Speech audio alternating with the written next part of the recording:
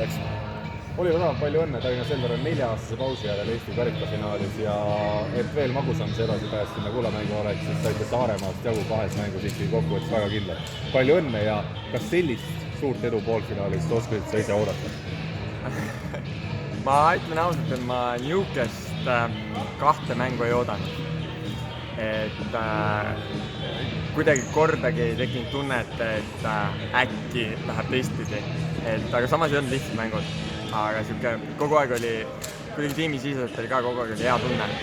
Ma usun, et väga palju aitas kaasa see tegelikult liigamäng, esimene liigamäng. Et kui ma arvan, et see oleks teistpidi läinud, et siis võib-olla oleks keerulisem olnud, aga kuna me suutsime seal ka ikkagi päris korralikult välja tulla, siis see määras, ma arvan. Siis oled mänginud nii hästi, et Kristo Kollol pole võimalustki olnud seal varust sisuliselt sekkuda, kui siis ainult Andrus Aadiku asemele servima, siis tähtsatel hetkedel. Mida sa enda hetkeseisu kohta ütled, kas nüüd see oli ka sinu jaoks natukene ootamatu, et sa ikkagi nii palju oled saanud mängida ja ka nii hästi esinenud? Hea küsimus.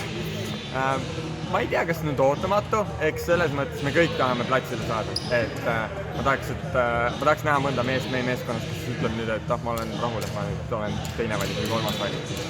Et võib-olla natukene üllatuslik, et Rainer ei ole võib-olla rohkem mänginud erinevate koosseisudega, aga ma ei ütleks nüüd, et minu koht kindel on või ka Andruse koht. Puudutab hästi mängimist, siis alles peale viimast Saaremaa mängu tegelikult parim nurk oli ikkagi Andrus. Et efektiivsuse poolest oli ta kõige parem nurk. Mul pole midagi öelda.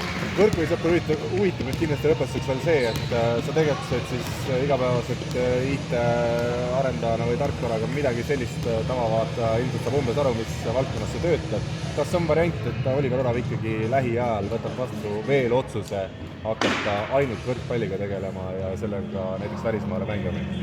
Ma vastan nii nagu iga aasta, et ära vasta nii nagu iga aasta. Eks näeme kevadel selles mõttes, et meil on hooaja algusest saadik olnud Raineriga väga konkreetne plaan ja mis mu ka eesmärk on, miks ma see aasta võib-olla natuke suuremat rõhku panen spordile, aga me oleme ka kokku leppinud, et me otsustame hooaja lõpus seda.